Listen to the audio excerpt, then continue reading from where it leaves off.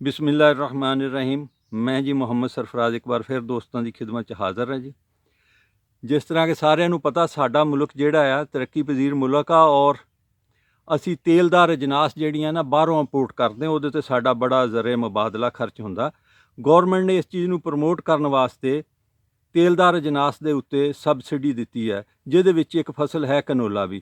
ਤੇ ਸਾਡੇ ਕੋਲ ਬੈਠੇ ਨੇ ਜਨਾਬ ਮੁਹੰਮਦ ਅਰਸ਼ਦ ਚੀਮਾ ਸਾਹਿਬ, ਇਹ ਜ਼ਰਾਤ ਦੇ ਸਾਡੇ ਇਸ ਯੂਨੀਅਨ ਕੌਂਸਲ ਦੇ ਅਫਸਰ ਹੈ ਜੀ, ਤੇ ਇਹਨਾਂ ਕੋਲੋਂ ਪੁੱਛਦੇ ਆ ਇਸ ਬਾਰੇ ਜੀ। ਚੀਮਾ ਸਾਹਿਬ ਸਲਾਮ ਅਲੈਕੁਮ। ਵਾਲੇਕੁਮ ਸਲਾਮ। ਚੀਮਾ ਸਾਹਿਬ ਇਹ ਦੱਸੋ, ਜਿਹੜਾ ਕਨੋਲਾ ਆ ਹਾਂਜੀ, ਇਹਦੇ ਉੱਤੇ ਗੌਰਮੈਂਟ ਕੋਈ ਸਬਸਿਡੀ ਦੇ ਰਹੀ ਹੈ? ਇਹ ਜੀ ਗਵਰਨਮੈਂਟ ਆ ਪੰਜਾਬ ਇਹਦੇ ਤੇ 5000 ਰੁਪਇਆ ਫੀ ਏਕੜ ਸਬਸਿਡੀ ਦੇ ਰਹੀ ਹੈ ਜੀ। ਤੇ ਉਹਦਾ ਤਰੀਕੇਕਾਰ? ਇਹ ਤਰੀਕੇਕਾਰ ਇਹਦੇ ਪਹਿਲੇ ਨੰਬਰ ਤੇ ਸ਼ਰਤ ਹੀ ਇਹ ਵੇ ਜੀ, ਜ਼ਿਮੀਂਦਾਰ ਦਾ ਰਜਿਸਟਰਡ ਹੋਣਾ ਜ਼ਰੂਰੀ ਹੈ। ਰਜਿਸਟਰਡ ਕਿੱਥੇ ਹੋਣਾ ਹੈ? ਥਾਣੇ? ਇਹ ਜੀ ਫੀਲਡ ਸਿਸਟਮ ਰਜਿਸਟਰਡ ਕਰੇਦਾ ਉਹਨਾਂ ਨੂੰ ਬਕਾਇਦਾ ਅਸਿਸਟੈਂਟ ਡਾਇਰੈਕਟਰ ਦਾ ਦਫ਼ਤਰ ਜਿਹੜਾ ਤਹਿਸੀਲ ਲੈਵਲ ਤੇ ਵੀ ਸਾਡਾ, ਉੱਥੇ ਜ਼ਿਮੀਂਦਾਰ ਆਪਣਾ ਸ਼ਨਾਖਤੀ ਕਾਰਡ ਲੈ ਕੇ ਜਾਏ ਤੇ ਉਹ ਉੱਥੇ ਜਾ ਕੇ ਆਪਣਾ ਨਾਂ ਰਜਿਸਟਰਡ ਕਰਵਾਏ। ਇਹਦੇ 'ਚ ਕੋਈ ਕੈਦ ਹੈ ਕਿ ਘੱਟ ਵੱਧ ਰਕਬੇ ਦੀ?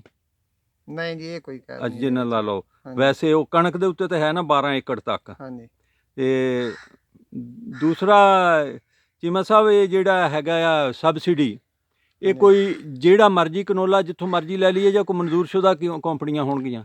ਇਹ ਜੀ ਮਨਜ਼ੂਰਸ਼ੁਦਾ ਕੰਪਨੀਆਂ ਕੋਲ ਦਾ ਬੀਜ ਖਰੀਦਣਾ, ICI ਦਾ ਜਾਂ ਜੀ ਕੈਨਜ਼ੋ ਦਾ। ਜੀ। ਇਹ ਦੋ ਕੰਪਨੀਆਂ ਨੇ, ਇਹਨਾਂ ਦਾ ਤੁਸੀਂ ਮਨਜ਼ੂਰਸ਼ੁਦਾ ਬੀਜ ਖਰੀਦਣਾ। ਅੱਛਾ ਜੀ। ਇਹਨਾਂ ਦੇ ਵਿੱਚੋਂ ਟੋਕਨ ਮਿਲੇਗਾ, ਜਿਸ ਵਕਤ ਤੁਸੀਂ ਬੀਜ ਖਰੀਦੋਗੇ ਜੀ। ਵਿੱਚੋਂ ਇੱਕ ਟੋਕਨ ਨਿਕਲੇਗਾ। ਅੱਛਾ ਜੀ। ਉਹ ਤੁਸੀਂ ਪਹਿਲੇ ਆਪਣਾ ਸ਼ਨਾਖਤੀ ਕਾਰਡ ਨੰਬਰ ਲਿਖ ਕੇ, ਟੋਕਨ ਨੰਬਰ ਲੈ ਕੇ 8070 ਤੇ ਮੈਸੇਜ ਕਰੋਗੇ, ਵਾਪਸੀ ਤੁਹਾਨੂੰ ਮੈਸੇਜ ਆ ਜਾਏਗਾ। 1000 ਰੁਪਇਆ ਤੁਹਾਨੂੰ ਫੌਰਨ ਮਿਲ ਜਾਏਗਾ ਜੀ। ਬਕਾਇਆ ਪੈਸੇ ਤੁਹਾਨੂੰ ਜੇ 3 ਮਹੀਨੇ ਬਾਅਦ ਫਿਰ ਮਿਲਣਗੇ ਜੀ। ਉਹਨਾਂ ਦਾ ਕੀ ਤਰੀਕੇਕਾਰ ਹੋਏਗਾ ਜੀ?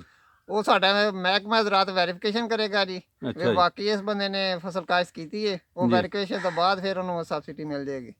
ਯਾਨੀ ਮਹਿਕਮਾ ਜ਼ਰਾਤ ਕੋਲ ਰਜਿਸਟਰਡ ਹੋਏਗਾ, ਫਿਰ ਤੁਸੀਂ ਜਿਹੜੇ ਹੈਗੇ ਆ ਮਹਿਕਮਾ ਜ਼ਰਾਤ ਐਕਸਟੈਂਸ਼ਨ ਵਾਲੇ, ਇਹ ਤੁਸੀਂ ਉਹਦੀ ਤਸਦੀਕ ਕਰੋਗੇ ਕਿ ਇਹਨੇ ਇਹ ਕਾਸ਼ਤ ਕੀਤੀ ਹੈ, ਹਾਂਜੀ, ਫਿਰ ਉਹਨੂੰ ਉਹਦਾ ਮਿਲ ਜਾਏਗਾ ਬਕਾਇਆ ਬਕਾਇਆ ਪੈਸੇ। ਰਕਮ 4000। ਹਾਂਜੀ, 1000 ਉਹਨੂੰ ਪਹਿਲੇ ਬੀ ਪਹਿਲੇ ਖਰੀਦਣ ਤੇ ਮਿਲ ਜਾਣਾ। ਬੀਜ ਖਰੀਦਣ ਦੇ ਮਿਲ ਜਾਣਗੇ। ਤੇ ਬੜੀ ਇਹ ਜੀ, ਇਹਦਾ ਮਤਲਬ ਇੰਨੇ ਕੁ ਦਾ ਬੀ ਆਉਂਦਾ, ਬੀ ਫ੍ਰੀ ਹੋ ਗਿਆ। ਹਾਂਜੀ, ਇਹ ਵੀ ਬੜੀ ਹੈ ਜੀ। ਇਸ ਵੇਲੇ ਕਾਸ਼ਤਕਾਰ ਤੇ ਸਾਡਾ ਬੜਾ ਮਜ਼ਲੂਮ ਹੈ।